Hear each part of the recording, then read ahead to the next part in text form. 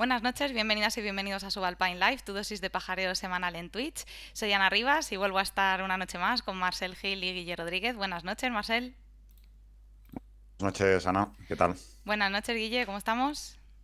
¿Qué tal? Solo decir para los que nos estén viendo y estuvieron en el programa anterior que no me he cambiado los cascos, pero es que os aseguro que funcionan bien. Así que Bueno, no asegures todavía nada hasta que no acabe el programa, por favor. hacéis el gestito ya buscamos solución.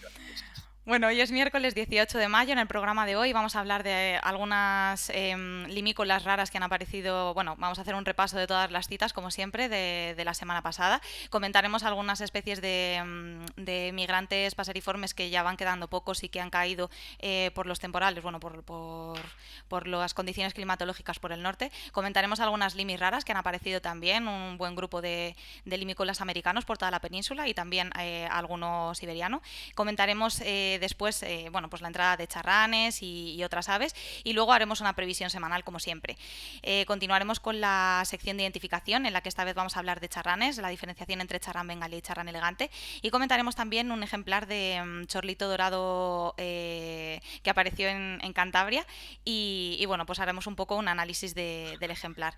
Y después tendremos con nosotros a Rafa García Costales, que viene a hablarnos de su local patch en Cádiz y de todos los años que lleva pajareando por su zona, que tiene muchas cosas que contarnos. Así que bueno, si queréis, le damos caña y empezamos. Venga, vamos. Vamos. Pues vamos.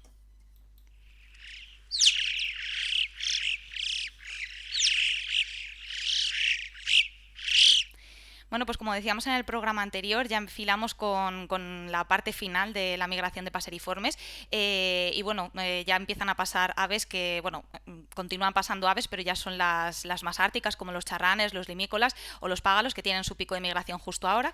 Pero bueno, justo como comentábamos, con las condiciones climatológicas que hemos tenido esta última semana, ha habido sedimentación de algunos migrantes paseriformes, Guille. Sí, el jueves y el viernes vamos a hablar un poco localmente del Cantábrico. No sé si fue algo general, pero lo que conozco mejor de primera mano fue el Cantábrico, ¿no? Entonces, hubo lluvia, normalmente la lluvia para la migración, y hubo un par de días de... Bueno, no fue espectacular, obviamente, pero bueno, sí que hubo buenos números, sobre todo de curruca mosquitera, de borin, carriceros. Estas semanas han visto más colirrojos reales que el resto de la primavera, curiosamente, machos además, carricerines reales varios, ficédulas no muchos, pero también bastantes. Entonces, bueno, no es nada relevante en los números, pero sí un poco en las fechas, porque es una migración ya muy tardía, estamos hablando del 18 de mayo, muchas de estas especies, la mayoría ya están en las zonas de cría en Europa, y este fenómeno es curioso, y lo recalcamos un poco porque yo he vivido en el sur, en el norte, en Cataluña, entonces viendo un poco la experiencia, en el Cantábrico siempre me encuentro con que hay mucha migración de paseriformes en mayo, mucha para los estándares del Cantábrico, que es más bien bajo, ¿no? Pero aún así, una migración tardía, y es un fenómeno que es poco conocido en general, o al menos poco discutido. Supongo que cada uno nos conocemos nuestra zona y no tenemos esa visión un poco más transversal. Y bueno, a mí me parece muy interesante. No sé si es que la migración, bueno, cada uno tiene sus teorías. Yo la mía es que en el Levante, en el sur, ahora mismo ya hace 35 grados a las 10 de la mañana y se pajarea bastante menos y los paseriformes. En cambio, aquí donde estamos ahora, pues todavía hace fresquito. No sé si es la verdad o hay algo ecológico detrás. Esto, Marcelo, hemos discutido un poco alguna vez, ¿no? Pero a mí nada me convence, al menos. Sí, yo tampoco tengo una respuesta súper clara para esto, pero sí que quería comentar dos cosas. Una, que me parece que esta tendencia a que lleguen buenos números de transaharianas tarde, o sea, de mediados de mayo incluso hacia adelante, me parece que es una tendencia creciente. O sea, que cada vez, como si la migración primaveral, especialmente de las transaharianas, se fuera retrasando un poco. Esto también lo digo así, es cuñadismo ornitológico, ¿no? No tengo datos, pero es una percepción bueno, que ya se alarga durante años. Y por otro lado, también es verdad que teniendo en cuenta que el Cantábrico no es la ruta migratoria principal durante la primavera, lo hemos ido viendo en el programa con algunos mapas de papamoscas cerrojillo, por ejemplo, etcétera, ¿no? Que se ve dónde estaba lo que es realmente la autopista. Es posible que los ejemplares que migran por el Cantábrico sean aquellos con menos posibilidad de reproducirse por usar rutas secundarias, digamos, quizás sea un mayor número de segundos años, puede haber alguna digamos, diferencia en la distribución de edades que también marque si van por una ruta o por la otra y en última instancia las fechas en las que pasan. ¿Y crees que puede ser algo también de latitud de cría? Que no sé, que hay algo de desviación, que los bichos del Cantábrico, por una cuestión de inclinación del continente, vayan más a Escandinavia y por eso se vean más tarde. Me lo estoy inventando, obviamente. Es No pura sé, hipótesis. hay muchas especies que sí que tienen un gradiente este-oeste. Lo que pasa es que a escala mediterránea, ¿no? A nivel de cuánto de pronto llegan. O sea, los ficédulas llegan mucho antes a Israel que a Ya. España, que no está en una latitud muy distinta, pero sí en una longitud. Yo no sé si el Mediterráneo tiene ese componente termófilo que quizá comparte un poco más con Israel, ¿no? Que no el centro y norte de la península. Y, y que los bichos de aquí, o sea, que sea ya los últimos, pues lo más al oeste de Europa posible. No sé, teorías hay millones, pero vamos, si no lo Vamos. dejamos, si no nos corta Ana, echamos Sí, aquí sí, todo el nos programa. estamos aquí toda la Estaba noche. intentando esperar a un silencio para no parecer muy borde. Vamos a aprovechar para preguntar en el chat, a ver si alguien ha visto esta semana también migración de este tipo de especies. Por ejemplo, vamos Gris, pues las fechas estas son normales, ¿no? Pero carricerines reales, colirrojos reales en migración, a ver si alguien ha visto y nos hacemos una imagen más general. Sí, carricerines comunes, sí, es una buena especie. Perdón, común, sí, bien mala. Eso, comentad por el chat, que está hoy un poco inactivo. Bueno, y si nos centramos ya en las especies más interesantes y que más alegrías nos han dado esta última semana, ha continuado un paso bastante intenso de limícolas con la aparición de bastantes grupos de chorlitos grises y chorlitejos grandes en toda la costa cantábrica. Pero bueno, ha sido muy interesante que justo esta semana han llegado bastantes citas, como decíamos, de limícolas raros, sobre todo en la zona cantábrica. Bueno, la verdad es que en primavera es bastante extraño este fenómeno y bueno, probablemente está asociado a condiciones meteorológicas, pero realmente, bueno, pues como siempre, hipótesis que podemos dar y que podemos tener. Lo que sí es verdad que han aparecido un montón de limis americanos como los Calidris melanotos. Marcel, si nos quieres contar las citas que se han dado en la península estos últimos días. Sí, han aparecido varios en varios puntos, algunos de interior, ¿no? En León, en Albacete, por supuesto en Galicia. Galicia ha fichado, ¿no? Almería también. Y bueno, luego comentaremos otras citas de limis neárticos, pero la verdad es que lo de los últimos 10 días está al nivel, creo, de los mejores otoños, al menos de los mejores otoños recientes. No, si me voy a los 80 ya perdo un poco la perspectiva, pero los últimos, que las llegadas de neárticas han sido más bien escasas, no ha habido ningún influx de fusticolis ni nada así que suba mucho los números. En cambio, ahora, pese a ser primavera, pues un buen número de citas y muchas en el Atlántico, que hace pensar que quizás sí se trate de aves neárticas, ¿no? Normalmente hemos asociado estas citas primaverales más bien a aves que quizá llegaron en otoño y ahora ya se mueven con grupos de limícolas europeas, pero sin embargo estas, por el número y por lo concentradas, no sé, da que pensar un poco en que sean llegadas de ahora, genuinamente prenupciales. Bueno, la verdad es que hoy estamos a tope con las hipótesis. Sí, Guille, cuéntanos un poco este otro bicho que se encontró, Sí, chorlito dorado. un chorlito dorado, lo más probable que siberiano. Después vamos a comentar un poco la identificación, brevemente, la identificación de este pájaro, que es bastante interesante. Entonces, bueno, asumiendo que es un fúlbano, se vio en Santoña una tarde prácticamente, asociado en un grupo de chorritos reales y al día siguiente desapareció. Entonces, bueno, la cita es relevante porque en primavera hay muy pocas citas de fulva, la mayoría se ven en otoño, casi siempre adultos, en otoño temprano, en septiembre, típicamente agosto, septiembre, casi siempre adultos, que debe haber muchos bichos repetidores porque en Europa es una especie que repite muy comúnmente, así que en el fondo el número total de individuos diferentes debe ser bastante más reducido que la sensación que tenemos.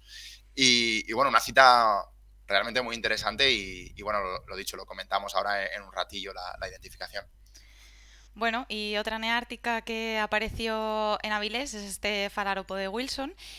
Apareció creo que fue el viernes, si no recuerdo mal, y bueno, estuvo todo el día en la zona donde se localizó, y después al día siguiente no apareció, pero muy curiosamente se relocalizó este ejemplar en Reinl, Lugo, más al oeste, y bueno, pues también da que pensar lo que decíamos de estos bichos que hacen, porque normalmente asociamos a que estos bichos se van moviendo con otros grupos de limícolas, como con alpinas o con totanus, que este se estuvo viendo en Celuán asociado un poco a esos individuos, y sin embargo luego él apareció solo allí más al oeste, que es su dirección correcta realmente, y no sabemos si acabará en América o qué pasará con este bicho. Desde luego tampoco dio mucho gusto a que lo viera mucha gente, apareció y se esfumó rápido, pero bueno, es una cita súper interesante y sobre todo una relocalización bastante ¿No lo vio un chula. montón de gente y súper bien? Pensé que sí.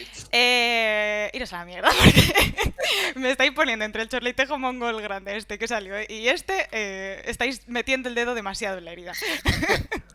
Tienes que trabajar menos y twitchear más, Ana. Exacto, exacto. Bueno, a ver si dejo de twitchear y saco algo, joder, que es lo importante. También es verdad. Bueno, pues nada, seguimos entonces un poco con los bichos. Ah, bueno, hablando de este falaropo de Wilson y que se ha visto más o menos que es el mismo, bueno, claro, también es una cita que, pues, que no deja mucho lugar a dudas de que fuera el mismo ejemplar.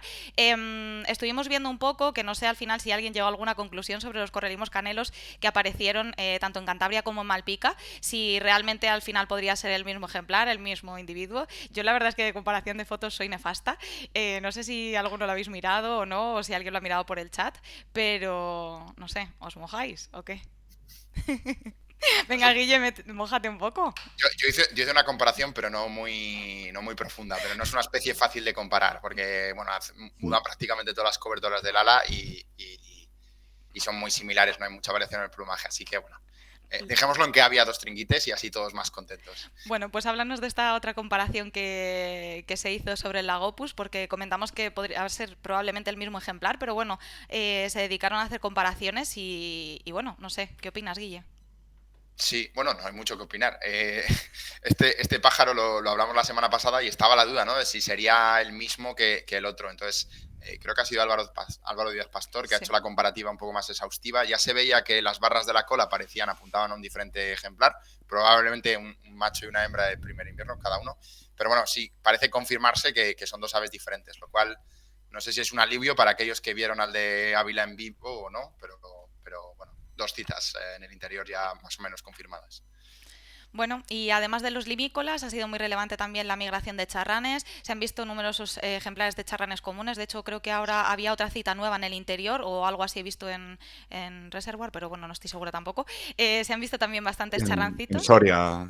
En Sí, Soria ¿no? aparecieron unos charrones comunes con fumares La semana comunes. pasada, pero es que creo que había una cita nueva. Bueno, no estoy segura, la verdad.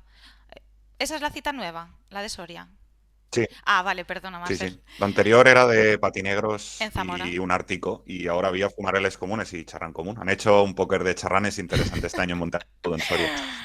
Bueno, y eso, ha habido bastante movimiento, ha habido bastante sedimentación de estos bichillos y bueno, lo más interesante, como suele ser de estas especies y por esta época, ha sido por el Mediterráneo. Entonces ha aparecido este charrán rosado junto con 2 elegantes en Marjal dels Moros y bueno, la presencia de charranes elegantes es ya habitual en esa zona, pero el rosado es muy muy buena cita, sobre todo en la zona mediterránea. Si bien, como comentábamos antes, justo en el Cantábrico, pues las citas primaverales de limis de limis raros no son tan habituales, este charrán rosado por ahí por el Mediterráneo, la verdad es que es un citón y nada, espero que lo hayan podido disfrutar muchas personas, la verdad.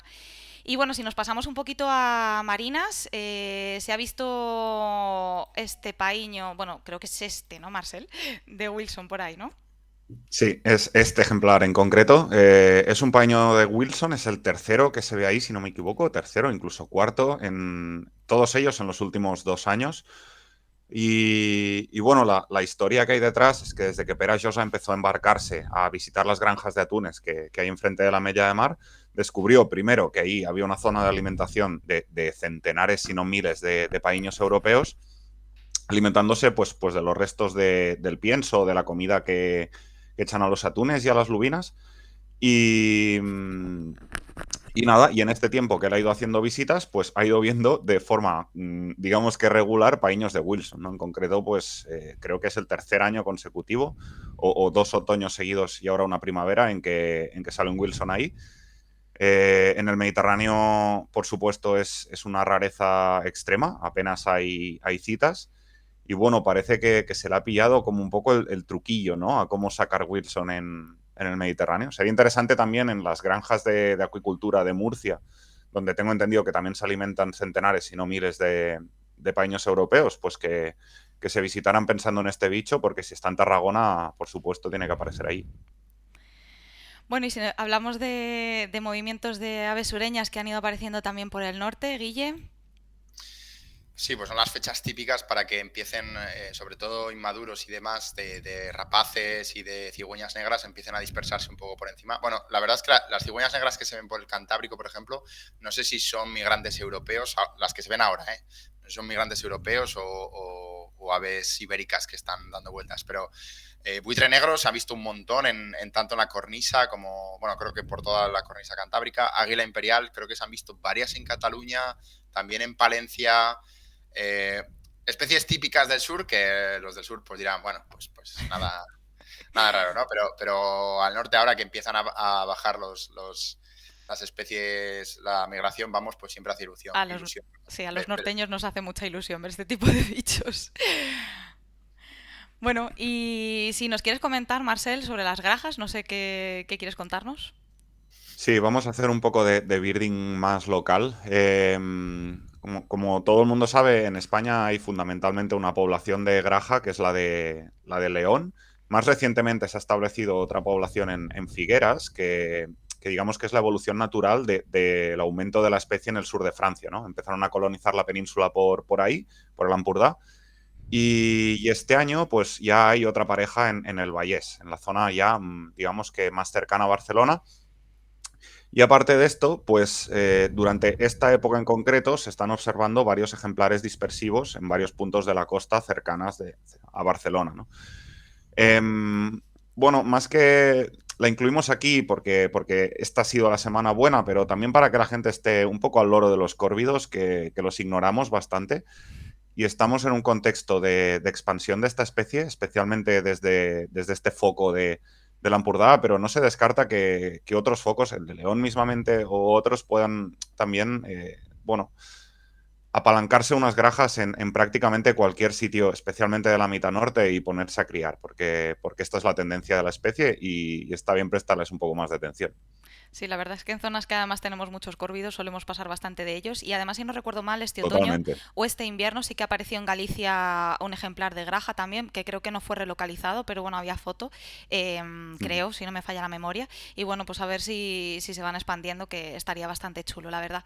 Y bueno otra cita bastante interesante en el interior de la península han sido 4 flamencos en una laguna que no me acuerdo cómo se llamaba de Navarra que bueno no sé si llevan un par de días están disfrutando bastante y bueno, pues una cita también muy chula. Últimamente están teniendo en el interior citas interesantes y algo de movimiento. Y bueno, seguimos si queréis con esta supersonata. Bueno, justo esta, ¿no? Se ha visto otro ejemplar distinto de supersonata en Cádiz, creo, en San Fernando. Y no sé, Marcel, ¿qué nos cuentas de ellas? Sí, de hecho, se han visto 2 ejemplares en San Fernando y los ha encontrado el mismo observador que había encontrado una previamente este año. Entonces lleva 3 supersonatas en poco tiempo y claro, eso siempre da que pensar un poco, ¿no? Hasta qué punto, si se había mirado bien esta zona, no sé si esta zona, estas fechas, o realmente estamos ante una especie de influx de supersonatas. Creo que van ya 4 o 5 este año. Sí. Esto es sin duda el mejor año histórico para la especie en España, a pesar de que se ha ido regularizando. Y bueno, quizá luego Rafa, que es de la zona, puede contarnos un poco más si tenemos tiempo sobre esto, pero bueno, en cualquier caso, sí parece la época, es el momento para ir a buscar supersonatas, ¿no? Está en la revisión, pero también podría estar en la predicción. Bueno, y para acabar, queremos acabar con una noticia bonita. Los moritos que estuvieron por el norte, bueno, pues ya hemos hablado varias veces que ha habido grupos grandes que se han quedado por nuestras zonas y que parecía que había una pareja que estaba intentando criar y bueno, pues se ha confirmado la cría, han aparecido creo que 4 pollos y bueno, la verdad es que es un espectáculo, como siempre, pues igual para los del sur dicen, bueno, sí, moritos criando, pero en esta zona pues la verdad es que es brutal y jo, esperemos que repita y sobre todo que saquen los pollos adelante. Y nada, si queréis hacemos un repaso fenológico muy rápido. Sí, Tenemos... solo agradecer Perdón. a Saúl Rodríguez que nos ha cedido el vídeo, que ha conseguido y ha hecho un buen seguimiento de la reproducción de esta pareja y nada, buena suerte a estos moritos. Y gracias. Bueno, pues si queréis hacemos un repaso fenológico muy rápido de los migrantes tardíos y si queréis empezamos con los vencejos, que por fin, los vencejos comunes, perdón, que por fin yo ya he estado viendo ya bien en la costa de Lugo. No sé si queréis comentar algo, pero bueno, estos dos mapas se ven muy bien. Esta es una de esas especies que la gente del sur lleva viendo vencejos en buenos números, no sé cuánto tiempo, y por la cornisa cantábrica y la meseta y demás zonas un poco más frías, no habían llegado y no se ve, igual se ve alguno aislado, Sí. pero muy pocos. Y esta semana parece que por fin han entrado y yo creo que aún quedan por llegar buenos números, pero al fin han entrado. Jo, y se ven muy bien los mapas. O sea, en el mapa de la izquierda es del 23 al 29 de abril y el mapa de la derecha es de la semana Ahí no. pasada. Y ya se ve una pasada la cantidad de vencejos que han ido entrando y que los Yo puedan modificar. aquí en el norte les veo a los vencejos como a disgusto todavía. No están muy activos, no, todavía no hay el No ves típico. grupos chillando a muerte, ¿no? Sí. No hay la algarabía de vencejos de última hora de la tarde todavía. Vas Ya, viendo alguno tímidamente, pero bueno, bueno, ya, lo que ya decía va, Guille, muchos les queda por llegar y sí, ya veremos. ya va sonando un poco más a verano, ¿eh? Ya va dando gusto. Un poquito, un poquito. Bueno, y en cuanto a los abejarucos, estos dos mapas también se ven bastante bien. Son de Iber. El de la izquierda es de hace 2 semanas, el de la derecha es de esta semana. Y no sé si queréis comentar alguna cosa sobre este. Nada, lo mismo un poco que se ha llenado toda la Sí. península, ¿no? Ahí faltaban huecos, sobre todo en las mesetas y zonas de montaña, y parece que ya se han animado, ha salido el sol, ha venido la ola de calor y se han distribuido también por arriba, por Francia, más cercano al Pirineo, parece que han ido ocupando todos los valles, ¿no? Y bueno, finalmente, si queréis hablar de los papamoscas grises, que ya habéis comentado algo en la introducción, bueno, en la, bueno, da igual, en el repaso, perdón. Es un migrante tardío típico, a veces muy tardío, o sea, estamos en fechas típicas de migración todavía y se ve muy bien como hace 2 semanas pues teníamos bichos, pero no muchos, y ahora ha aumentado sustancialmente en paso en toda la... Bueno, además también los reproductores, obviamente, ¿no? Pero en zonas de migración donde no hay reproductores, pues se han empezado a ver ya en buenos números y, bueno, todavía les debe quedar algunos. Sí, Bueno, en el Mediterráneo, estos bichos, yo no sé qué habrá pasado en la última semana, que aquí en el norte sí que han entrado bastantes, pero previamente, cuando estuve por ahí, por el Delta del Ebro, la sensación es que era casi más fácil ver un baleárica que un estriata. El típico año que si hiciera una campaña saldrían unos números parecidos, porque estaba siendo ok de baleáricas y muy floja de estriatas, junto con el resto de transaharianas. bueno, pues si queréis, vamos ya con la previsión de la semana que viene. Venga, Vamos, vamos. Vale. venga.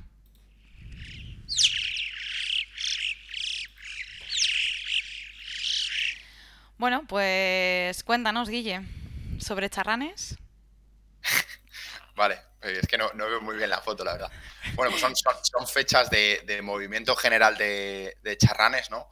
Que son unos migradores más tardíos. Entonces, ahora mismo son las fechas buenas para que aparezcan citas de bengalís. Los elegantes que estén todavía buscando asentamientos se pueden ver en algún otro sitio. No sé si criarán en el Smallhouse o no, pero bueno, que pueden verse en otros sitios, o algunos de los otros elegantes, que vamos a hablar de esto ahora. Incluso sorpresillas, ¿no? Estamos en el Cantábrico, estamos en fechas buenas para charrán rosado, que es justo incluso todavía más tarde la migración, y cuando hay ahora temporales, pues pueden entrar bichos, y cosas más raras, ¿no? Como típicamente bueno, típicamente, ya hablamos. abuso de lenguaje. Anatetus es una especie de las rarezas que entran, de los charranes raros que entran, es una especie, es la más regular. En España hay creo que 1 o 2 citas, ahora mismo no me acuerdo, pero Janina está en la albufera con los brazos abiertos esperando hacer la segunda, ¿no? Entonces, todo lo que queda de mayo y junio son meses muy buenos para charranes raros. Y estos no son los únicos. De nuevo, vamos a hablar de esto luego. Pero bueno, hay un montón de especies de charranes raros que pueden llegar y hay que estar al tanto. Bueno, otras especies que se pueden ir viendo un poquito más al norte, el sur cada vez está más seco, entonces, bueno, no son rarezas a nivel nacional, pero sí que pueden ser rarezas a nivel local. Y bueno, es posible que aparezca algún porrón pardo o incluso alguna malvasía cabeciblanca en zonas húmedas un poquito más al norte de sus zonas habituales de aparición. Entonces, nada, también está bien revisar ahora esas zonas y disfrutar de estos bichos que no estamos tan acostumbrados en las zonas de más del norte. Y bueno, Marcel, si quieres acabar con los alcaudones. Sí, creo que la semana pasada pusimos al alcaudón dorsirrojo en la previsión y esta semana pues seguimos con alcaudones, pero somos un poco más ambiciosos, ¿no? Y hablamos del alcaudón chico. Como todo el mundo sabe, es una especie casi extinta en España. Si se mantiene es gracias a un proyecto de introducción o reintroducción en Lleida. Pero bueno, sí que en los últimos años, aparte de ir a bimbarlos, a tuchearlos a esta pequeña zona de reproducción que aún queda, pues han aparecido algunas citas en zonas de migración pura. El otoño pasado incluso se vio en Asturias y en Galicia, pero en la primavera es más típicamente zonas del Mediterráneo, particularmente del nordeste, donde se puede ver algún ejemplar, y son justo estas fechas. Entre ahora y la primera semana de junio sería el buen momento para encontrar un alcaudón chico, pues eso, ¿no? En Valencia, en Baleares, en Cataluña, incluso en Aragón, en zonas propensas, y no descartaría incluso más al interior o en el norte algún overshooter, como comentamos la semana pasada, ¿no? Algún ejemplar que se pase de frenada y acabe en otros sitios. Están llegando ahora y es una buena especie para tener en mente. Bueno, pues si queréis vamos ya directamente con la identificación. Acabado la previsión. Vamos. Venga.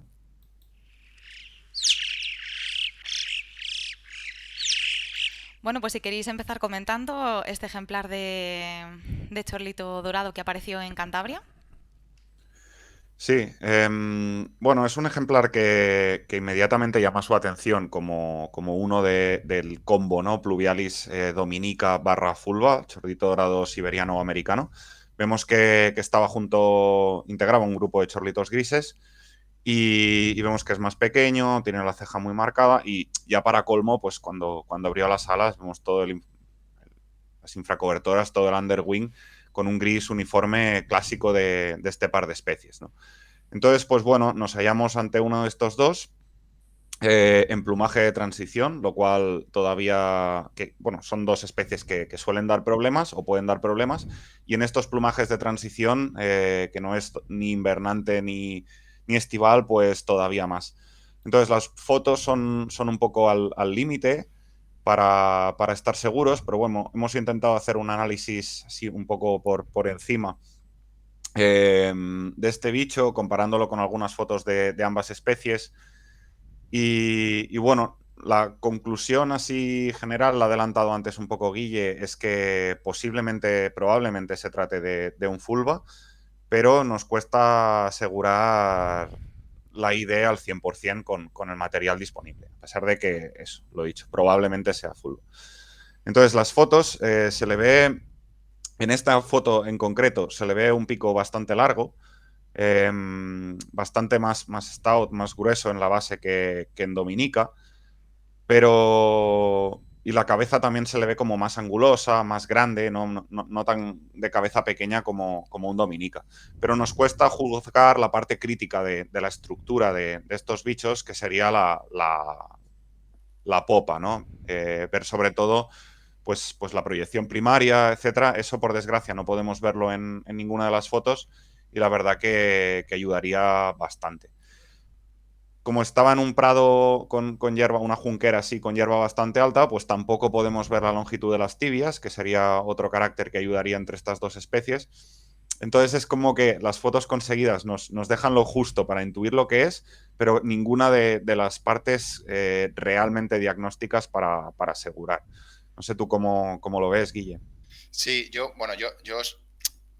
lo que me nace es decir que es un fullback por varias cosas. ¿Puedes ir, Ana, a la imagen anterior? Ah, A sí. la interior. Vale. Aquí, por ejemplo, el bicho está así como agazapado, acurrucado y tiene un aspecto de pájaro pequeño, que es algo típico de Dominica, que parecen, luego en dimensiones no son tan diferentes, pero Fulva normalmente se ve como un pájaro más potente. Creo que en parte es porque la tibia la hace ir siempre bastante erguido y el pico es potente. Entonces combinas estas dos cosas, sobre todo cuando los ves solo, y tiene un aspecto como más agresivo, parece más grandes. Luego las diferencias no son tan obvias, creo, cuando están lado a lado. Entonces, en esta foto no da muy buena impresión, pero en la siguiente, ahora sí, sí que se le ve lo que decía Marcel, el pico, sobre todo así, un pico que le varía en grosor, que en Dominica suele ser más finito, puntiagudo, tampoco es el mayor pico de fulva de la historia, ¿no? La cabeza grande, tienen cabezas como más cuadradas, más prominentes que Dominica, y también parte del pecho se le ve como algo más potente que en Dominica, que también Dominica tiende a ser más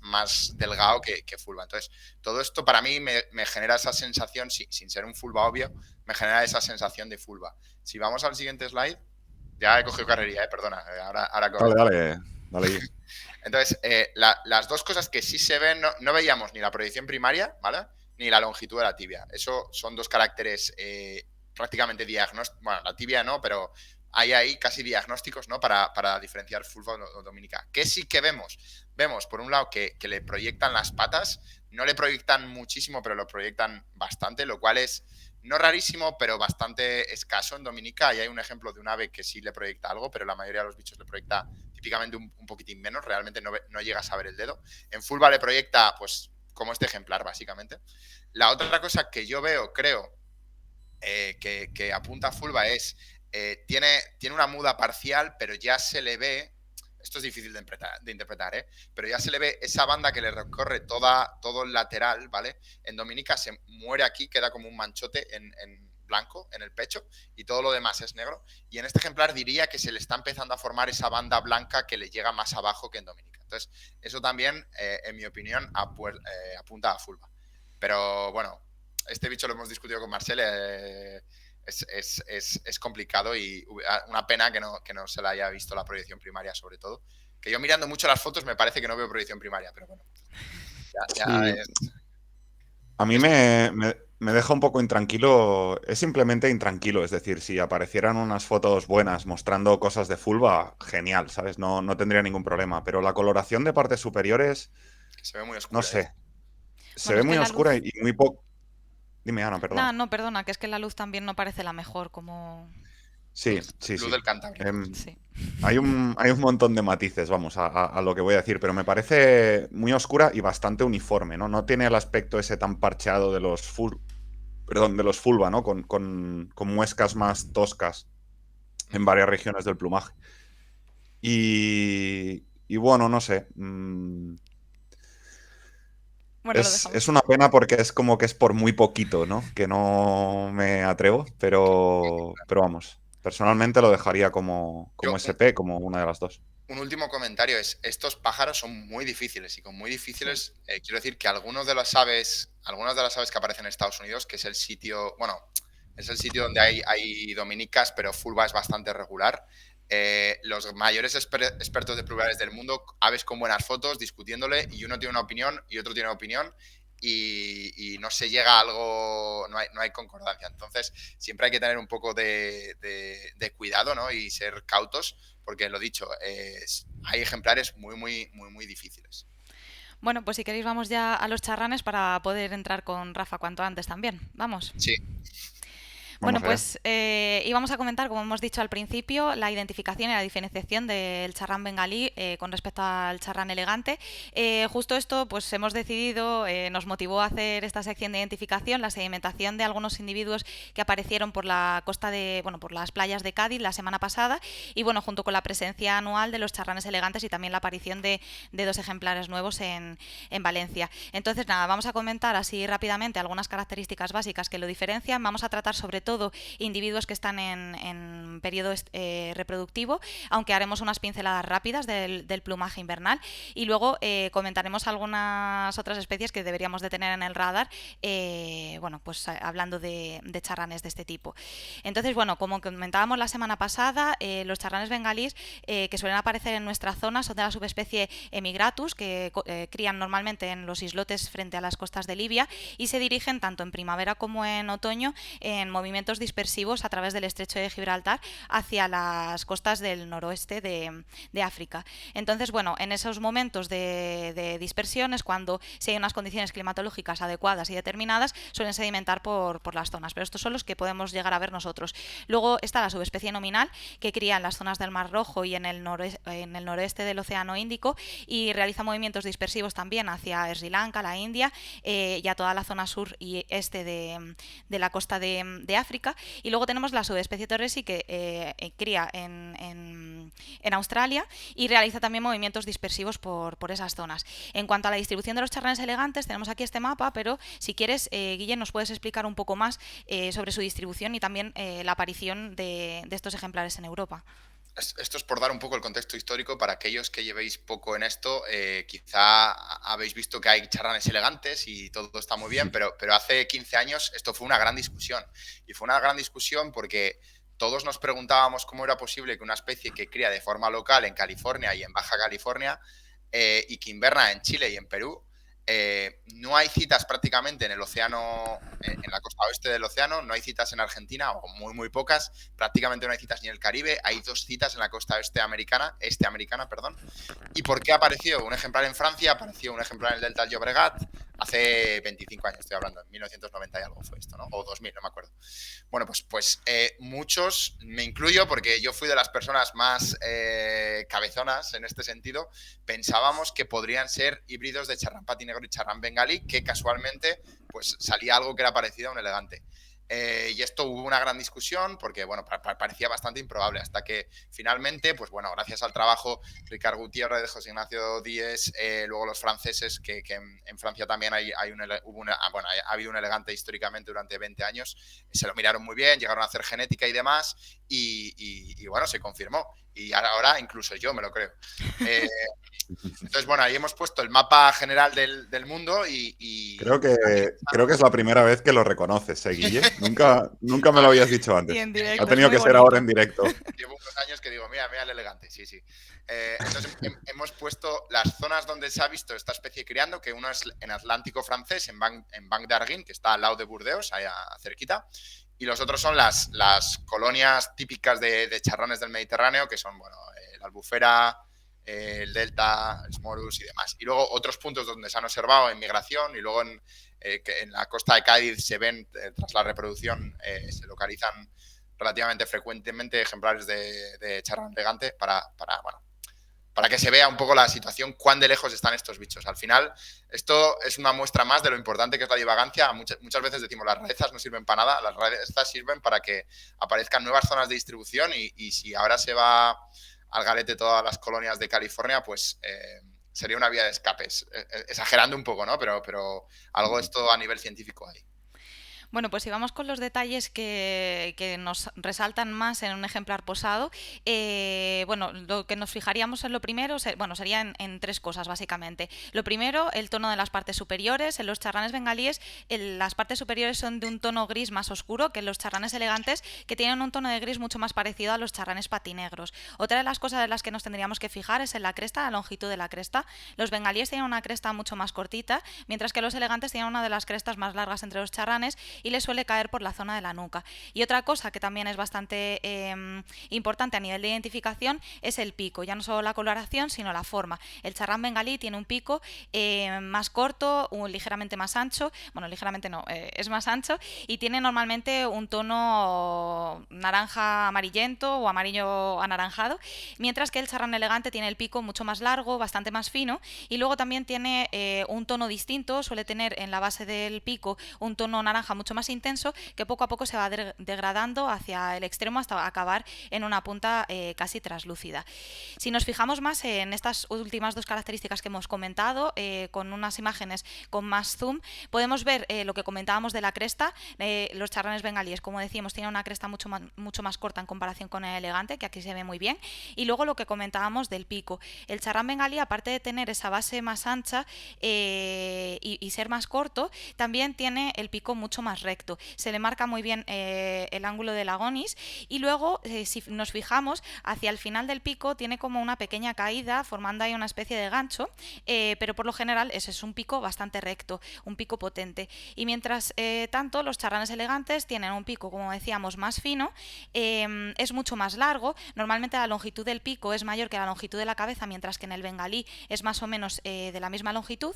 Y luego, si nos fijamos, también tiene una forma bastante peculiar en la que genera una curva, y eso, y parece que el pico está curvado hacia el final. Es como que el pico cae hacia la punta. Entonces, aquí hemos querido poner otra imagen de otro charrán elegante y otro bengalí, en el que se ve muy bien también lo que comentábamos del pico, y estos dos ejemplares están en periodo no reproductivo, que es lo que decíamos que queríamos comentar. Las diferencias que se muestran, sobre todo en estas especies, es que la frente del charrán bengalí aparece con una mayor extensión de blanco, que llega hasta la parte posterior del ojo, mientras que los charranes elegantes, esa parte de blanco de la frente, normalmente no sobrepasa la parte frontal del ojo y tienen una extensión muchísimo menor. Y lo que comentábamos de nuevo, las diferencias de pico se ven muy bien, y en este ejemplar de charrán bengalí se ve muy bien esa agonis. Realmente los charranes bengalíes en muchos casos pueden llegar a ser mucho más parecidos a los charranes elegantes de la subespecie africana, y algunos ejemplares pueden mostrar muchas complicaciones porque tienen unos picos que pueden llegar a ser muy parecidos. Los charranes reales tienen un pico también muy potente, con una agonis muy marcada, y estos nos pueden llegar a generar bastantes problemas y bastantes dudas, pero bueno, son especies que llegan normalmente más a finales de verano, y entonces, bueno, nos lo guardamos para una identificación quizás en otoño, y ya Ana, lo comentaremos. ¿me dejas añadir una cosilla? Sí.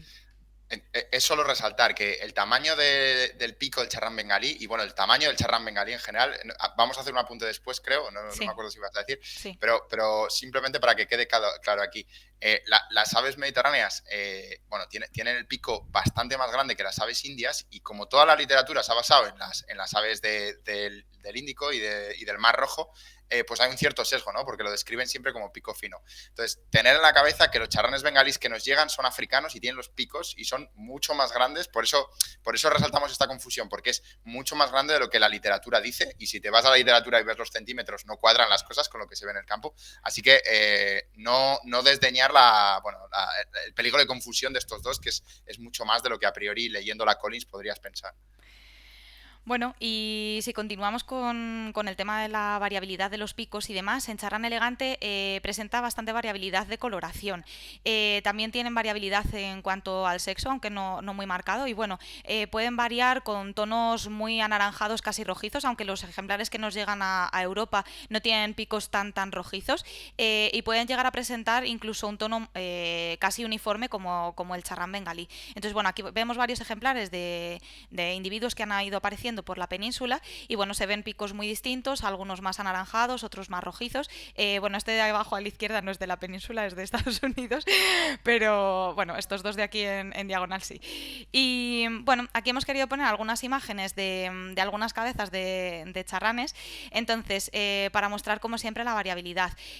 A la izquierda tenemos los charranes bengalíes, a la derecha tenemos los charranes elegantes, y como vemos, bueno, pues aquí arriba a la izquierda es uno de los ejemplares más típicos de charrán bengalí que podemos ver, igual que de charrán elegante, el de arriba a la izquierda, y luego poco a poco pues van apareciendo pues eso, ejemplares que a lo mejor tienen un pico. Este ejemplar de John Lowes es de Reino Unido, tiene un pico que se le ve esa pequeña caída hacia abajo y se le ve un pico bastante largo, pero bueno, ya es de un tono naranja bastante uniforme, y no tiene tanta caída como otros. Además tiene una cresta muy cortita, y bueno, pues son cosas que tenemos que fijarnos en otras características, igual con ejemplares que nos puedan mostrar mostrar algunas dudas.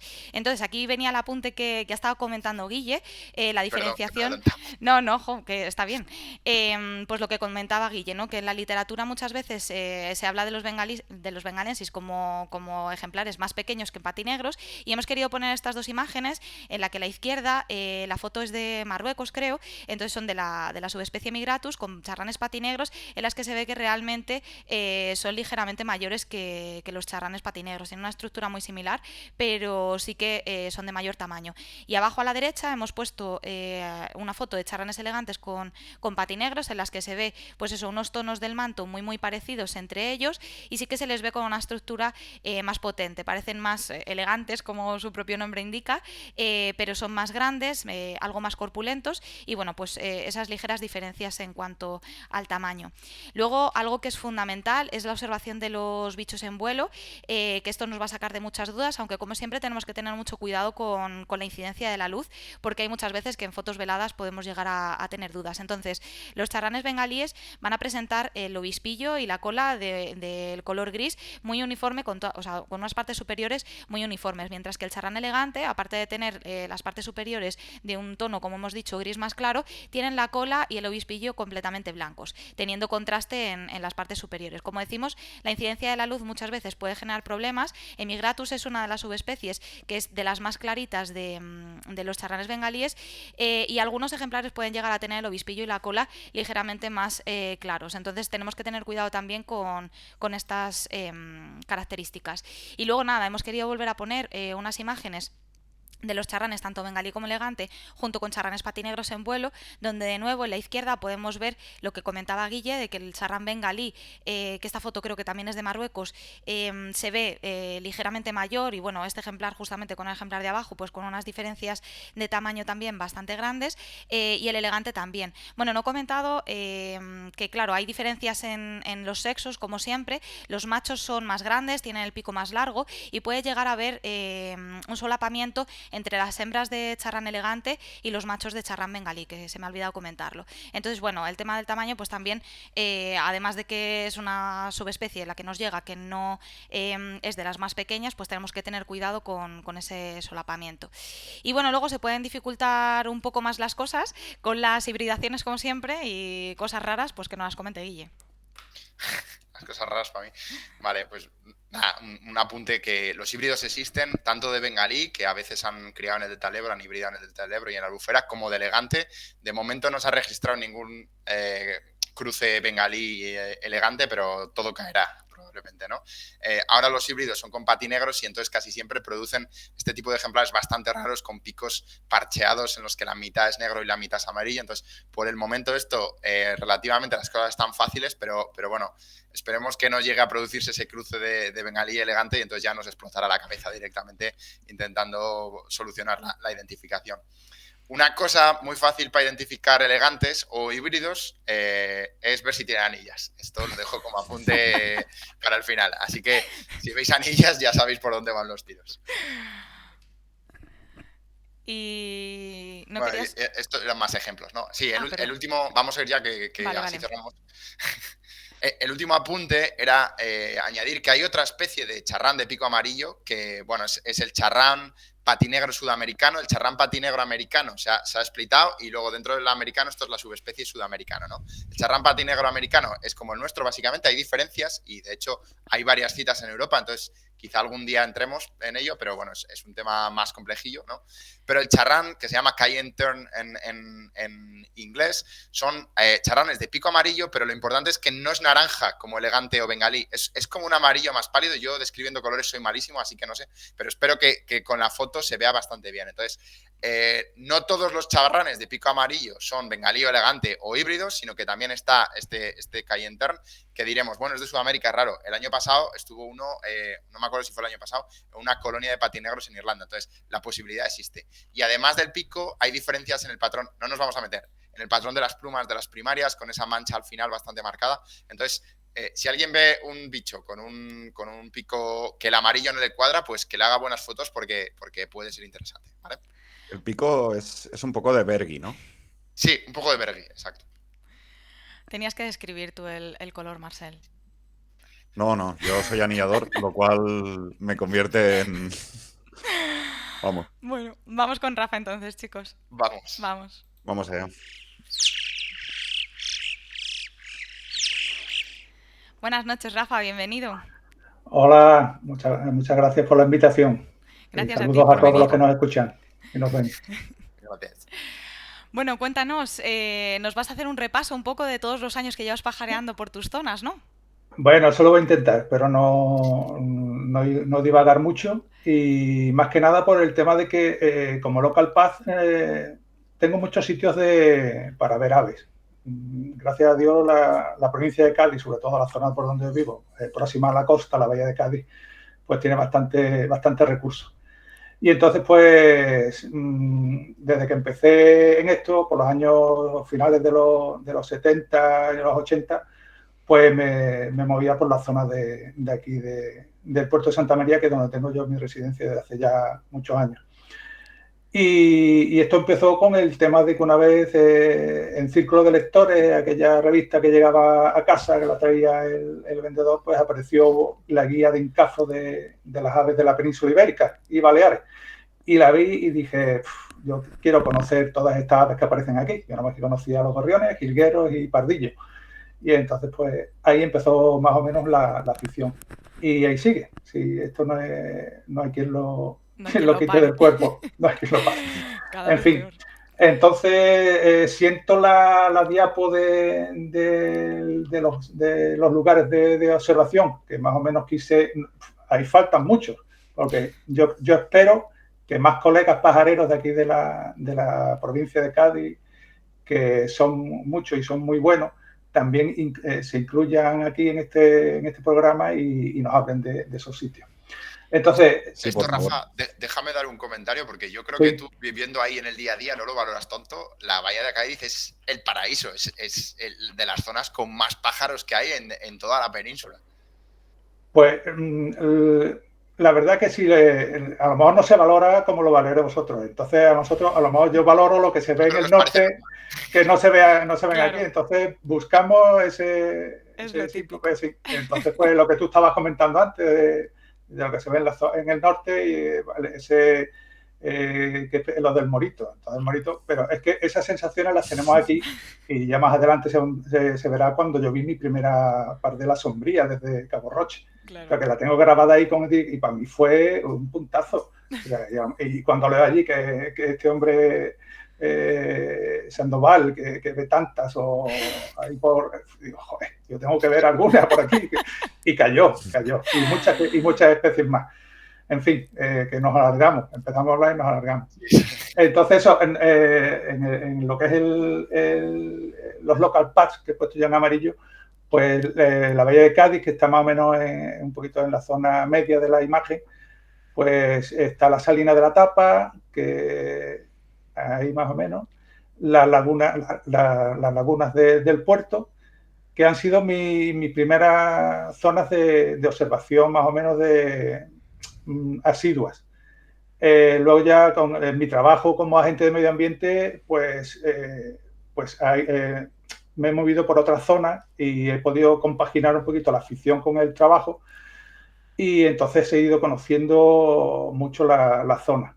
Entonces, pues vamos a empezar, bueno, en la zona de sur de abajo es la zona del Parque Natural de Cádiz, y he puesto los puntos ahí en amarillo porque luego ya había hablado bastante de charranes, y la observación de charranes, pues esos puntos amarillos costeros son puntos idóneos para ver los charranes que habéis comentado. Charranes rosados, elegantes, bengalí, porque, como diré luego, en la Salina de la Tapa van a dormir y ahí es un sitio restringido, y entonces cuando sale la voz de alarma, yo digo, mira, andan por aquí, irse a estas zonas que los vais a ver seguro.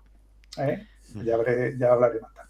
Bueno. Entonces, empezamos por aquí, por ejemplo, por la Salina de la Tapa en los 80, pues fue, digamos, el primer sitio donde más asiduamente, de hecho, fue a través de un proyecto de conocimiento de la provincia de Cádiz. Entonces salió un programa para conocer espacios naturales, Y durante 4 o 5 meses que duró, digamos, ese proyecto, que había que presentar un trabajo, pues cada semana íbamos 2 o 3 veces a la salina de una manera metódica en aquellos años, apuntando todo lo que veíamos.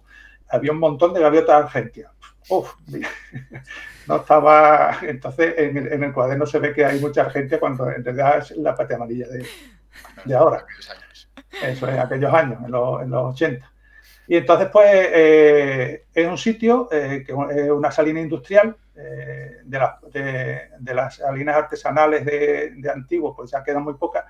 Y esta tiene unas 400 hectáreas que tienen una zona de actividad de extracción de la sal y otras de acúmulo del agua del estero para proporcionar el agua ya con más sal a la salina.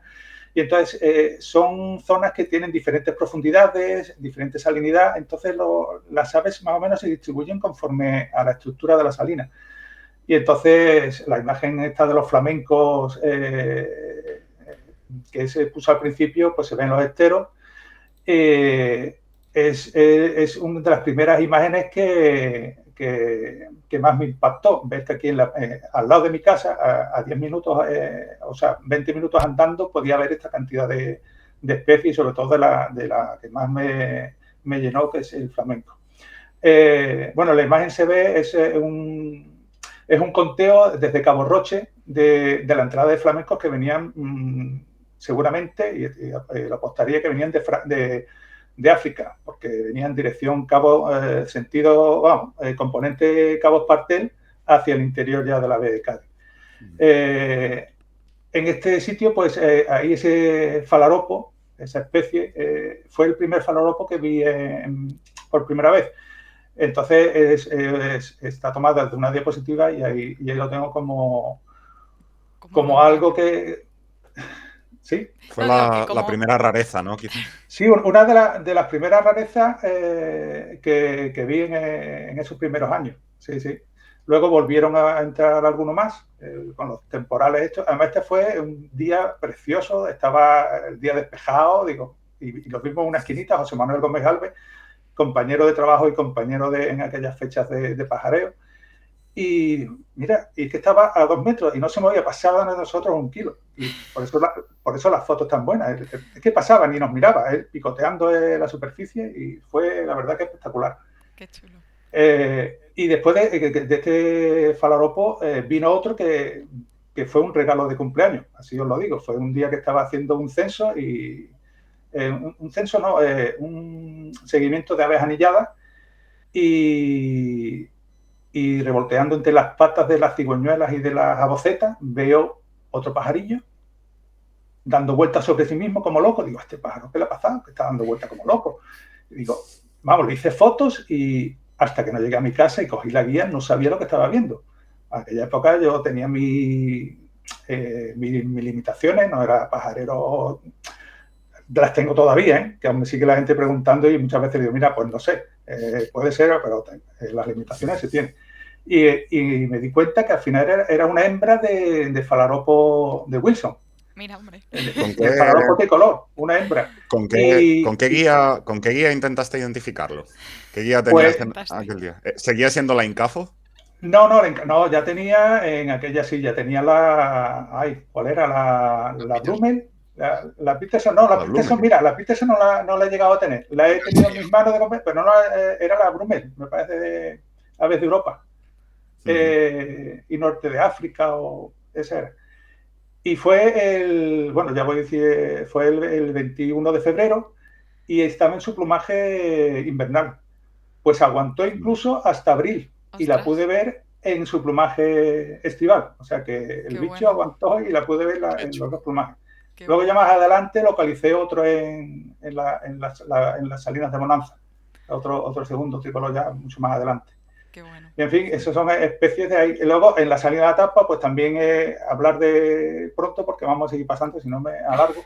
Sí. Otra, antes de entrar aquí, comentar que se localizó en el 2010 por ahí las primeras parejas reproductoras de gaviota sombría. O sea que las más meridionales. Y criaron 7 u 8 parejas puras y hubo una mixta, patia amarilla y sombría. y sombría por el color, son más tipo intermedios que Graelsi. Ya, O sea, típico, sí. son más, por el plumaje Sí. son el tipo de Centro Esto Europa. se comenta también de las del Delta del Ebro. Hay unas muestras tomadas por ahí que espero que se analicen algún día, porque la verdad es que es curioso. Pues yo por la foto, porque analítica no lo hemos hecho. De hecho, se han anillado, se han recuperado muy pocas. El primero o segundo año recuperamos anillas de pollo, pero poco más. Pero yo por el color del dorso, yo pensaría que son intermedios. Bueno, En Rafa, fin. vamos a avanzar a los Sí, 90. exactamente, a los Vamos. 90. Las lagunas del puerto de Santa María, que las conocí después de haber pedaleado para ir a la laguna de Medina, de Jerez, con mi compi en bicicleta. Pero bueno, ya pedaleaba, pero para ir a estas que no me cogían más cerca.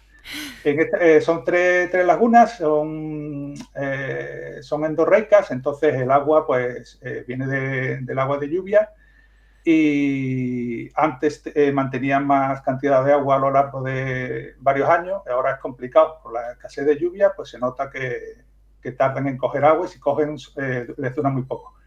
Entonces la que menos dura el agua es la laguna Juncosa, porque es muy somera, y luego la laguna Salada mantiene más agua por su extensión, y la laguna Chica está en una zona más, con una depresión en la zona, y aguanta un poquito más el agua, pero ya os digo, tiene que llover mucho para que mantenga bastante el agua. Ahí, de todas las especies de anátidas he podido ver ahí las primeras llegadas de las malvasías, cuando en aquellos años 70 y tantos solo quedaban esos 22 ejemplares, que luego con la recuperación de las lagunas de Córdoba han ido subiendo. Pues allí estuvimos haciendo seguimientos de la población. Y ahí lo que aparece ahí en una de las imágenes es el calamoncillo africano, que igualmente en las guías no aparecía. Entonces, ahí tenéis un vídeo del calamoncillo africano que descubrió Geray Seminario en las lagunas del Colorado, pero que me recuerda mucho, y veis el dibujo que está en un calamoncillo joven de primer año en una rama. Pues así lo vi yo, pues eso fue en el 90. Y ese es el boceto que hice, porque he estado buscando, he intentado a través de Oscar Llama allí en la SEO a ver si aparecía la documentación que enviamos, porque lo vi con José María Millán Ros, se había dado igual que la gaviota famosa, y no ha habido manera de encontrar. Él lo dibujó a color y yo lo dibujé a plumilla, pero no aparecieron esos dibujos. Me hubiera gustado haberlo encontrado. Y luego otras especies así más o menos emblemáticas, pues ha sido ese porrón, ese Aitia finis, que duró el tiempo de verlo, porque eso fue por la mañana, y ya por la tarde fui a verlo ya fuera de horario de trabajo y no apareció, o sea que no se pudo bimbear por más gente. Y estas lagunas, Rafa, digamos sí. que las incorporaste a tu recorrido ornitológico en los 90 y no las has abandonado, exceptuando cuando están secas, entiendo, ¿no? No se abandona porque están en zonas de mi trabajo. Entonces, pues, cada 2 por 3 hay que ir por allí. Pero no es que las zonas las sigo teniendo a mano, no se van a ir. El tema es cómo me puedo mover yo, ¿no?, según mi trabajo y fuera de mi trabajo. Si puedo, sobre todo ahora más fuera de mi trabajo, es cuando puedo más disfrutar de pajarero. Bueno, si quieres vamos a cambiar de siglo y vamos a los 2000. Exactamente. Pasamos a los 2000. Esta es una salina que está pegada a las salinas de la Tapa y es de reciente creación. O sea, empezó a finales de los 90 a construirse y es mucho mayor que la salina de la Tapa. Los esteros son mucho mayores, y entonces ha propiciado que lleguen ahí ingentes cantidades de flamencos. Bueno, ingentes, que a lo mejor hay zonas pero vamos, de contar 7.000, 8.000 flamencos allí en los censos de invernada, contar 200, 300 zampullines collinegros invernando, y ahora en época de cría, de reproducción, el tarro blanco es la especie emblemática, que ahí lo pasa mucho mejor la reproducción, tiene más éxito.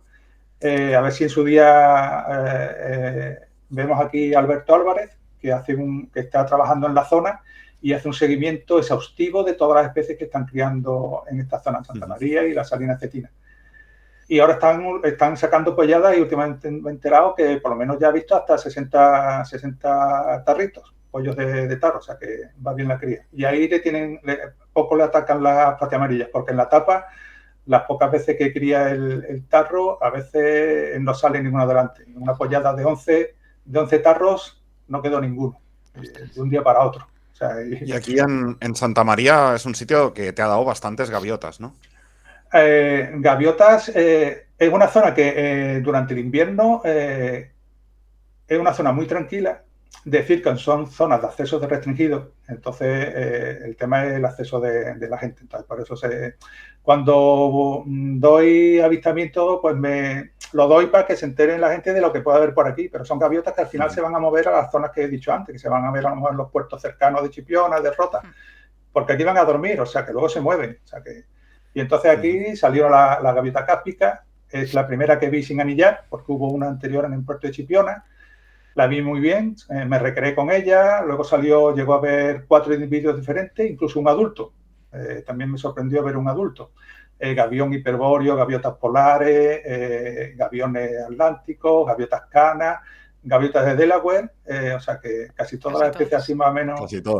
Casi todas entran por ahí.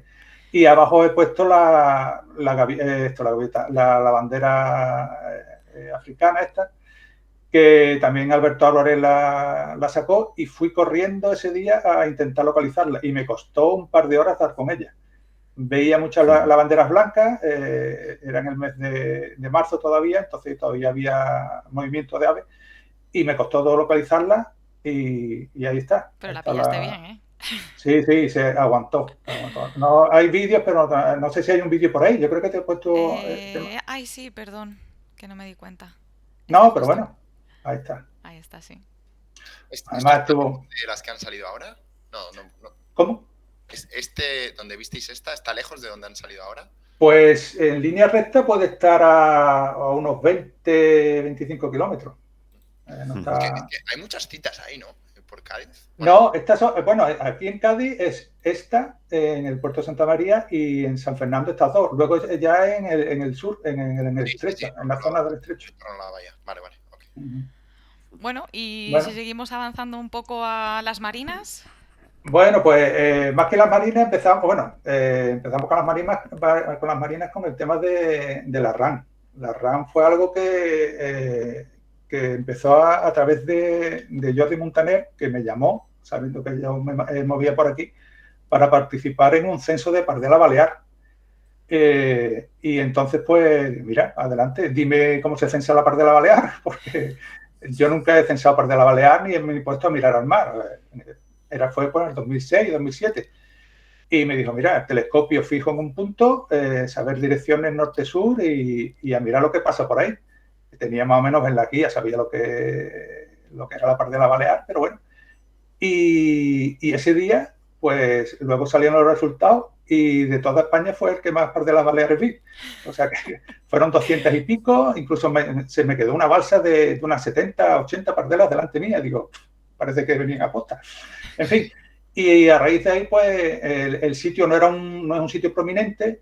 Luego ya, a la hora de hacer la RAM, ya me llamó Julio Vareira y Salvador García Barcelona, y ya nos pusimos a censar en Chipiona, en el puerto en el faro de Chipiona. Y allí, pues, hasta el día de hoy, pues vamos censando todos los sábados primeros de cada mes, como es perceptivo en este tipo de recuento. Muchas veces he fallado yo, y me han cubierto sitios, pero han sido hasta casi 50 pajareros que me han ido acompañando en estas tareas, en esta labor. Pablo Barrena, Manuel Jiménez, José Manuel Franco, bastante gente y buenos ratos hemos echado ahí.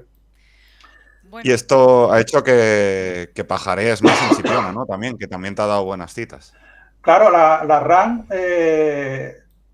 son 3 horas de descenso y luego pues tenemos cerca el puerto de Chipiona, tenemos cerca Montijo, tenemos cerca Costa Ballena y pues entonces buscar anilla y buscar gaviotas.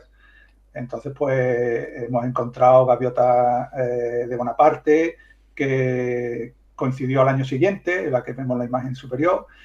La gaviota polar también fue mi primera gaviota polar en el 2008, que cuando la vi por primera vez ni se lo creían los de arriba y del norte, digamos, que mandé fotos y había dudas de si era una gaviota polar, pues la foto no era muy buena, y no, que si es una gaviota sombría, una petamerilla de estas leucísticas, no sé qué, digo, ya no sé.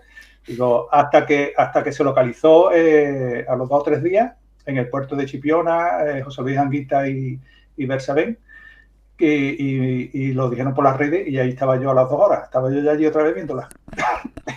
y al año siguiente, por las mismas fechas, pues con Pablo Barrena fuimos a hacer la run, un día de niebla, no se veía nada, estábamos poniendo los trastos y en esto que nos sobrevuela una gaviota por encima, una gaviota polar. El primer pájaro que veíamos esa mañana y era una gaviota polar. Una pregunta.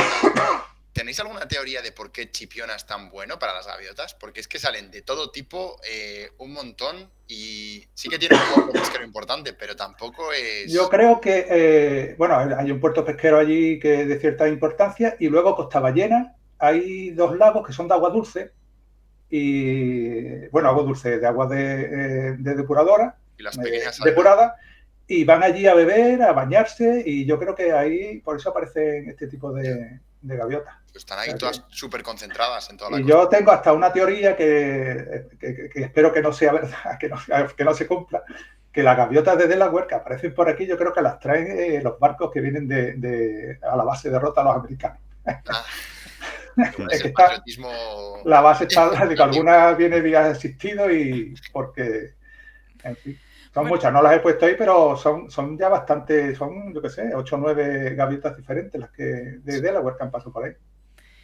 Bueno, incluso sí, repitiendo 4 o 5 años seguidos. Y si nos comentas lo de los charranes de la tapa que nos decías justo al principio. Eso.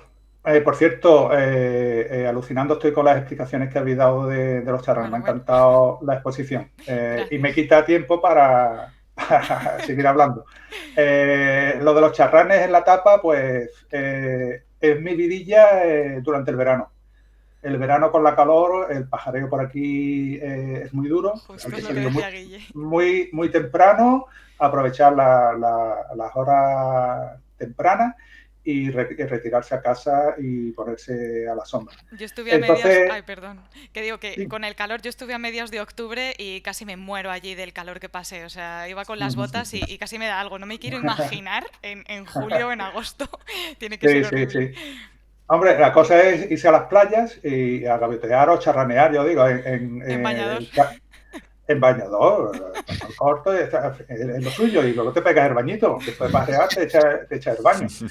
Entonces, Punta de Sabanese, Marismas de Santipetri, los Corrales de Rota, Playa de Montijo, esa zona es para buscar todos los charranes que van a dormir a la tapa, se van a ver allí. Con mucha seguridad. De hecho, ya durante varios años, incluso la Punta de San Felipe, en Cádiz, es un sitio buenísimo cuando hay levante, porque pasan cerca volando incluso. Ahí ya he visto también el charrán elegante, el bengalí, los rosados, o sea que hay sitios bastante para la gente. Es que me llaman mucho para ir a la tapa y sí, ya de hecho yo creo que la gente ya lo sabe. Ya el año pasado sería por el COVID que no me han llamado. Y entonces pues no es que estuviese tranquilo, sino que prefiero que la gente vaya a buscarlo y que no lo vaya cantando uno y la gente, y ya de hecho hay gente que ya están aprendiendo y me alegra un montón. Manuel Bárcena, José Luis Aquita, que van por las playas y lo sacan. Y me alegra un montón que lo vayan sacando y no esperen a que Rafael diga, mira, ya se están viendo por aquí. Yo prefiero prefiero que ya la gente los canten, ahí está. Y entonces, ahí importa, bueno, el charrán elegante, que ese todos los años aparece en verano, o sea, en verano, o sea, en primavera en estos pasos, cuando llega a Valencia, digo, por aquí no recala, tendrá otra ruta que por aquí es que no se ven en esta fecha. Y entonces, pues, el charrán de Foster, que aparece ahí, pues fue el citón, luego lo viví solo, en su momento no había nadie conmigo acompañándome, y arriba pues hay gente ya que a los varios días pues ya había gente ahí mirándolo, tuiseando, me llamaron, ahí nos juntamos un montón de gente, hay gente que lo falló y se quedó con las ganas, gente que vino de fuera, o sea que, pero bueno, ahí estaba. Y duró un par de semanas, incluso se llegó a ver en la playa de Montijo, o sea que más o menos lo que yo estoy comentando, que yo la última vez que lo vi fue en la playa de Montijo. Y los rosados, pues los rosados, yo qué sé, yo creo que quité el rosado de lista de rareza de... Sí, fuiste tú. Yo lo siento, yo os digo, yo desde el 2006, yo creo que tengo 400 y pico registros de charrán rosado. Y el año pasado me parece que fueron 50 y tantos registros y 20 y tantos anillados diferentes. O sea que ya, bueno, y anillados diferentes por el tema de las anillas. Son anillas pequeñas y hay que leerle los dígitos. Son 2 dígitos arriba, 2 dígitos abajo. Y en anillas de metal. O sea es casi imposible. Bueno, y hablando de anillas, ya que estamos... Pues esa es otra afición, que desde en el 98 vi las primeras anillas de gaviotas anilladas, y recuerdo que una era una anilla amarilla de las Islas Berlengas, ahí de Portugal, de Lourdes Morbán, o Moraes, no sé cómo se pronuncia. Y luego eran dos gaviotas inglesas. Y a partir de ahí empecé a notarlas, y ya os digo, desde que voy saliendo, pues leo anillas donde tercio. Y ya no solo de gaviotas, de cualquier especie. Tengo de anillas yo creo que tengo ya más de 10.000 y pico de registros de anillas y de muchas especies. Y entonces, pues nada, hice un pequeño articulillo de las anillas de Chipiona, y la base de datos es grandísima, que el día que me quiera poner me va a faltar tiempo. O sea, mucho. O sea que la jubilación. Bastante. Sí. Se agradece mucho gente ordenada que crea bases de datos y después hace un poco de analítica de los resultados de campo, porque es cuando se aprende. Yo creo, exactamente. Patrones más globales y demás. Yo creo que esto yo espero que mucha gente lo haga, o que lo esté haciendo, por lo menos que salgan a la luz, si puede ser. Porque es importante. Pero bueno, hay que animar, ¿no? Porque sí. Y ver que los datos que se van obteniendo durante a lo largo del año, se ve que tiene su interés, o sea, que puedes ver cositas ahí. Ahí puedes estudiar las gaviotas, cuántas gaviotas, de dónde vienen, de qué país, de qué zona. A pesar de que sepas que en un sitio anillan más que en otro, pero por lo menos sabes por dónde vienen, cuándo aparecen, en qué fecha vienen una, en qué fecha vienen otra. Luego la ilusión que te hace ver la misma gaviota que te aparece año tras año. Y a lo mejor esta la ves siempre en la playa, esta que aparece ahí la veo siempre en la playa. Y al lado está el puerto, pues en el puerto veo siempre una en los pantalanes, y esa nunca la veo en la playa. O sea, son cosas que digo, joder, y además en el mismo pantalón. O sea, se van a comer fuera y digo, mira. Y luego verla, mira, esta la conozco yo, esta del que no me contesta, de Norman Van Suel, uno que nunca contesta. Pero le pasaremos el corte del vídeo. Ahí queda eso. Bueno, Rafa, y empezó a contestar. Ay, perdona. Si nos comentas ya muy rápidamente el tema de las pelágicas y las marinas. Sí, bueno, esto de la envidia mala, cuando vamos a vivir sana, envidia mala de todo lo que se ve por el norte, que salís en barco, para ahí para arriba. Digo, pues aquí hay que ver, aquí hay algo en el barco, hay que verlo, hay que saber qué es lo que hay. Y entonces pues empezamos a organizar salidas en un barco que nos dio a conocer José Manuel Franco, que es el segundo por la derecha en la foto, y a raíz de ahí llevamos 30 y tantas salidas a fecha de hoy, y muy productivas todas ellas. Hemos visto casi todas las especies marinas, son 25 especies, entre pardelas, pagas, los charranes, los alcatraces. O sea, y entonces la gente que se apunta son gente que nos conocemos, son pajareros de muchos años, pero hay gente como novata, no, sino primeriza, que quiere saber lo que es una salida en barco. Y es que verles las caras alucinando con el paso de una pardela asombrados, los alcatraces. Eso, ahí hay algún vídeo de la gaviota Sabine que estuvimos, bueno, de los alcatraces. Sí. Esto es desde Cabo Roche. Esta es la gaviota de Sabine. esto fue este año alucinante el primer año que la veíamos, o sea que siempre hay algo que sorprende. Entonces, tenía una lesión en una de las patas y aguantó, y estuvo aguantando los ataques de una de las gaviotas. Y se estuvo viendo durante, pensamos que se vio durante, podría ser la misma u otra, y esto que te pones a estar con la gente indicándole, salimos con gente que están dentro del proyecto de Limes Platalea, y entonces yo estaba obsesionado porque había 2 o 3 personas que no habían visto los paíños, y yo buscando paíños, y aparecieron los paíños. Y en esto que pasó, un grupo de gaviotas. Y yo, mira, gaviota, voy a echar una foto a estas gaviotas cabecinegras, por tener fotos de gaviota cabecinegra en esa salida en concreto, que siempre suelo hacer de todo lo que vemos. Y habíamos visto una gaviota de Sabín en esa salida que nos pasó hacia la derecha. Y le hice una foto de culo, malísima. Pero ahí estaba, documentada. Total, que llego a casa, que es siempre lo que digo a la gente, mira, que hemos salido en barco, hemos estado 6 horas navegando y esto no ha acabado aquí. Aquí todo el mundo sale con fotos y en casa a mirar foto por foto. Y en esa que estoy mirando las fotos, los paños y llega la foto de las gaviotas cabecinegras, y en esto que me veo una gaviota de Sabín, me veo una gaviota borrosa. Esta salió mal. Y la siguiente era una gaviota de Sabín, pero volando hacia la izquierda. Y ostras, una gaviota de Sabín, si esta no la vi yo. Y la había hecho yo la foto. Y fue pensando que era gaviota cabecinegra y era gaviota de Sabín. Entonces yo puse una, pero iban unas 12 gaviotas, todas, ni se pararon allí. Y digo, para mí que eran 12 gaviotas de Sabín que estaban pasando por ahí. Y no le eché cuenta por el tema de los paíños. Bueno. O sea que... Bueno, Rafa, pues muchísimas gracias por todo lo que nos has contado. Mil gracias por el orden que nos has hecho consecutivo en los años. Y nada, un lujazo tus local pads muy extensos y con mogollón de bichos. Muchas gracias por estar con nosotros esta noche. Hombre, vosotros por darme esta oportunidad de por lo menos darle a... Bueno, lo que pasa es que aquí todo el mundo ya lo sabe. Aquí ya si veis Iber o veis, todo el mundo bajarea por todos estos sitios. Sí. O sea que yo habré colaborado en algo y muchos pues a la hora de sacar citas yo voy a buscarlo. A mí eso que, ¿has visto una Costa Ballena? Y yo no la he visto, pues me alegro un montón. Digo, yo no pienso, hostia, han sacado una de estas donde yo voy. Me digo, al contrario, que saquen lo que sea. Y si es novedoso, pues perfecto. Genial. Eso es. Bueno, pues muchísimas gracias. Hablamos ahora, ¿vale? Venga, muy bien. Hasta ahora. Gracias. Salud. Bueno, pues hasta aquí el programa de hoy. Esperemos, como siempre, que os haya gustado y nos vemos la semana que viene con más. Un saludo y buen fin de semana de pajareo. Venga, Chao. aprovechar las últimas coletadas de la primavera. Chao. Chao.